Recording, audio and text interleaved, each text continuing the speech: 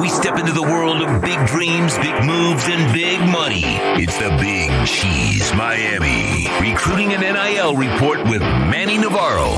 After 40 years, the Big Cheese remains dedicated to serving the finest Italian dinners, pizza, pasta, subs, and salads. All of their pasta is imported from Italy and cooked fresh every day. Visit BigCheeseMiami.com. Now, let's find out who's the Big Cheese the Miami Hurricanes are working on with insider Manny Navarro.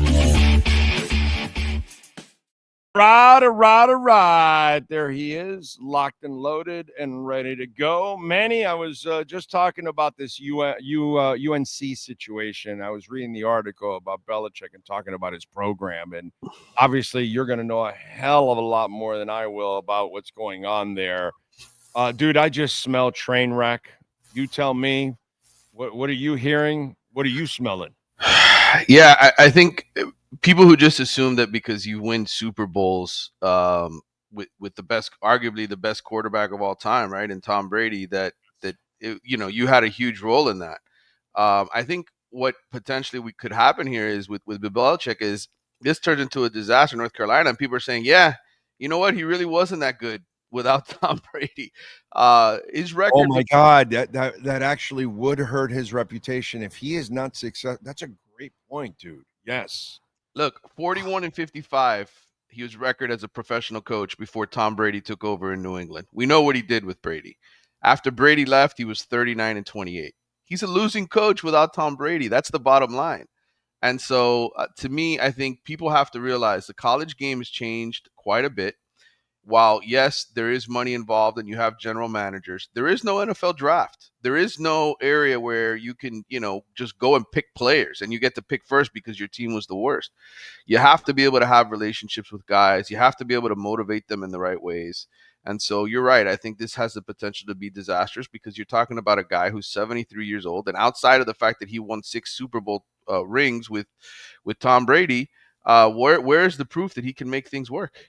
Right. That to me is the key there, because I don't see it. I just don't see it. It just, when you look at this situation, I think there was already a disconnect with NFL players. Mm-hmm. And I think that I think it just gets worse as you get younger, because he had a trouble. That's what I was talking about before you came on. He had a trouble with immature pro players, dude. Yep. You know how hard that's going to be with young people who are now also, you've got to give them money before they get there, and you're paying your quarterback or whatever hundreds of thousands of dollars or $1 million. Jesus, dude, that kid's not going to listen to you the same way. And let's not forget, a lot of the people on his staff are NFL guys. Freddie Kitchens is the offensive coordinator. Michael Lombardi spent all those years in the NFL, right? That's his GM. It's a different game. And the one thing I'm seeing is the opposite, which is college coaches are getting out of college and going to the pros because they just don't want to deal with it. Right. I have yet to see many examples in the modern day, right, of pro guys coming back down to college and having success. It's almost like his son better be special, because he's the young guy that has the chance to relate to them. If his son doesn't have it, oh, dude, this is going to be a disaster. It's going to be a disaster. By the way, BigCheeseMiami.com is the website. And, of course, the restaurant is at 8080 Southwest 67th Avenue. It's an institution.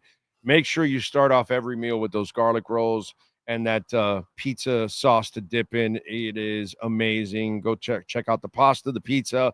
The pasta is shipped fresh from Italy, and it is cooked fresh daily, baby. All right, Manny, let's get to the questions now, and let's talk a little bit about it. Miami, unfortunately, you talked about it last week about Cooper. They weren't able to land him. Is it like this enormous loss? It's a loss, but they still have a pretty good backfield there, right?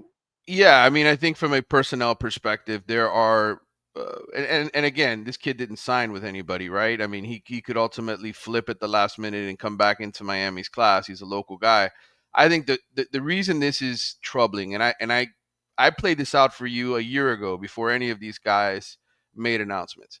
The problem for Mario Cristobal is you're not winning at home with the best players in your own backyard. 2 years ago, it was Jeremiah Smith going to Ohio State. Last year, the top two players Miami signed in the state were ranked 18th and 20th. It was Josh Moore, the receiver from West Broward, and Bryce Fitzgerald from Columbus. This year, you had 5 players that play high school football in South Florida ranked in the top 60 nationally. 3 of them are going to Texas. 1 of them is going to Georgia, and another one is going to Syracuse. Miami wanted all of those guys. Miami recruited all of those guys. Didn't get any of them. So to me, we talk about where is Mario in the turnaround of Miami's program. That, to me, paints the picture. Right. When the best players in your own backyard are basically saying, I still want to go away, that means you haven't gotten the program to where it needs to be. You are not competing for championships. You are not elevating the program to where you hoped it would go.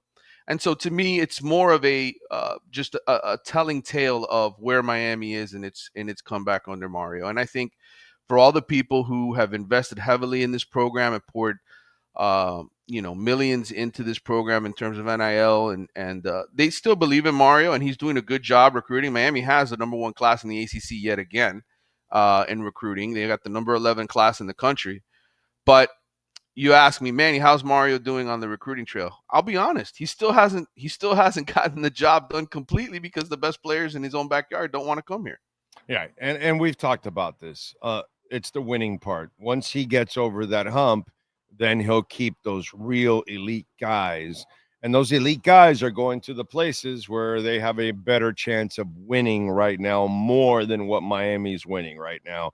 You're getting the guys now that are willing to help you sacrifice to build that, to get to that point. But the guys that you're missing out on are the guys that feel like, I'm the guy that puts you over the top. You're not ready to be over the top. They are. I'm going there. And that's kind of what it is. The money's all the same. Yeah. And that's the thing people have to understand. It's really all about winning for Mario. Once he gets over the hump, if he can get to the ACC championship game or win it or get in the playoffs and have deep success, that's when you'll keep these kids, dude. Yeah. I think what people need to realize is that the money is all the same at this point. Miami, I've told you guys repeatedly, Miami is a top 10 NIL program in the country. They are forking out a ton of money to pay guys to come here. And some of them want to be Hurricanes, and the fact that the money is equal, hey, that's why they choose it. But I think it still tells us a story that you didn't land Jeremiah Smith, you didn't land all these other elite guys this year. It tells you, like you said, they want to go play for championships, and they don't believe that Miami is the place they can do it. And I think as tough as that is for Miami fans to hear, because of all the progress Mario has made, because they did get to 10 wins last season, it's the truth. It's the fact. Swallow it. Deal with it. That's all right. And that's fine. You got to earn it, dude. And that when you get to the winning, you'll get over the hump. All right. So who's the next next big cheese they're going at? Well, Cortez Redding, who is a safety out of, I believe, Georgia, is going to be announcing tonight. I think he's got Ole Miss, NC State, Indiana. Those are the other teams that were in it for them. So Miami's hoping to get Redding. Again, I told you guys last week, there's a 2027 commitment, Kenton Dobson out of Miami Northern, who is one of the best players in the city, in South Florida, who is probably going to reclassify and get into the 2026 class. So if Miami doesn't end up landing Redding, I would tell you, don't sweat it. I think as far as an actual personnel body perspective, they have a local guy who wants to come here and be a part of it. So hopefully Cortez Redding picks Miami, but if he doesn't, I think Kenton Dobson is perfectly capable of filling his shoes. All right. Well, team's pretty much ready to go, bro. We got when's camp starting, and what's the buzz? Yeah, I think July 31st is what I've been hearing is when practice and stuff is going to start to get back underway. Nothing has officially been announced yet, but that's the rumor, so to speak. I spoke to somebody last week. I've been working a lot of projects for The Athletic. We're ranking our top 100 transfers at the start of the season. Bruce Feldman and Sam Kahn and I are the three that are doing it. And besides Carson Beck, being a guy who they view as a top 100 transfer. I think Xavier Lucas, the cornerback from Wisconsin who transferred in here, Zechariah Poyser from Jacksonville State. Those two guys I think are going to make our top 100 as well. Guys that I've heard nothing but raving compliments about as far as new additions. I think Lucas will be one of Miami's 3 starting corners. And I think Poyser will be the man in the secondary, 6'2", 200, long, rangy. I was told, reads the quarterback extremely well, does a great job breaking on passes, doesn't gamble, doesn't get beat in coverage very often, if at all. A bigger, better version potentially of Cam Kitchens is the way it's been described to me. And I think one other name for Miami fans to keep in the back of their minds is Mohamed Torre. Let's not forget, Francisco Mauinoa got drafted by the Jets. He's been Miami's starting middle linebacker the last 2 years. I think Mohamed Torre is a guy who's played a lot of football, was injured last season, didn't play at all, but started 8 games for Rutgers. Guess who came from Rutgers? Miami's new defensive coordinator. So who is going to be the Mike back? I think Mohamed Torre is probably a guy to watch out for. I'm a little confused. Mm-hmm. You said your hearing practice starts July 31st. Now, is this like some top secret shit?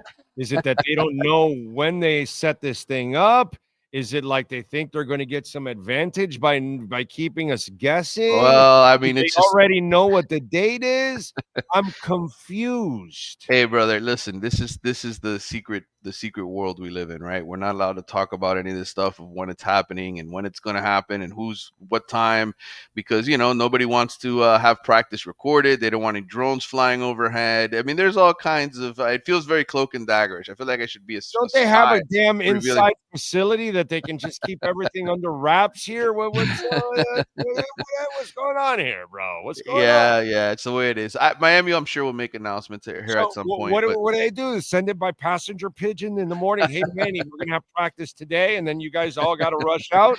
We'll get an email maybe the night before. That's the way it usually works. We'll get an email the night before. Hey, availability this time. You can watch the first 15 minutes, but then you got to get the hell out. You can watch them stretch. What if you have a trip planned to St. Augustine to visit the family? Damn it! Yeah, listen, that doesn't matter to them, brother. It's all good. It's all good, man. I'm a national guy now anyway, and I get to Miami when I can, so it's all good. Secret practice time by the Canes. We're less than a week away, and the beat writer has to say, well, I'm hearing they're going to start on the 31st, but I don't know. It could be October 31st. That's funny, dude. That is funny. All right, what do you got going on in the Athletics so folks can check you out? Yeah, definitely coming out with the top 100 recruits list. Also coming out with a story on who the most important transfer is for every Power 4 team. So I have spent the last, I want to say 3 or 4 weeks just completely buried in researching every Power 4 team and becoming an expert at that. So again, I've told people I'm still a Miami guy. Live here. We'll cover the Canes. We'll be there for Miami, Notre Dame. But so much of my expertise now is just roster construction and seeing how guys are building it, which I think gives me a really unique perspective, maybe that a lot of other journalists don't have, because they're so focused on their one team, they don't really know how everybody else does it. And I think that's what I'll be able to provide my readers and listeners. Are we sure that the game against Notre Dame is taking place on that date?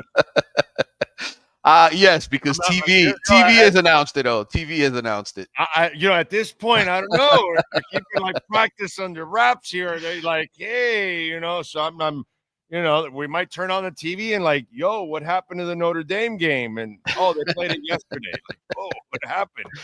I played it yesterday at 4 a.m. They didn't want anybody to know about it. Like, yo, wow, that's funny. That's funny. All right. Follow him on Twitter at Manny_Navarro. And of course, visit our friends at the Big Cheese, BigCheeseMiami.com, 8080 Southwest 67th Avenue. Tell them that Big O sent you. And, of course, subscribe to The Athletic and support Manny Navarro. Manny, have a fantastic weekend, my friend. We will catch up next week. Thank you, sir. Take care, brother. See you soon.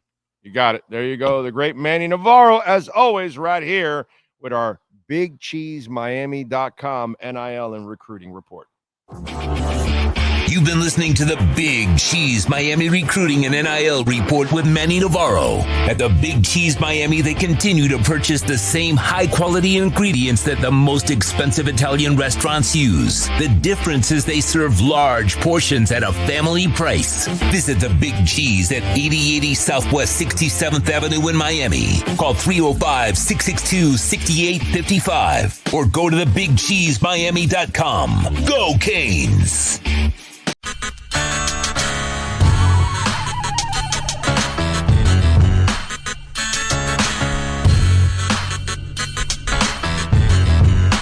This is the Big O Show. This is the Big O Show.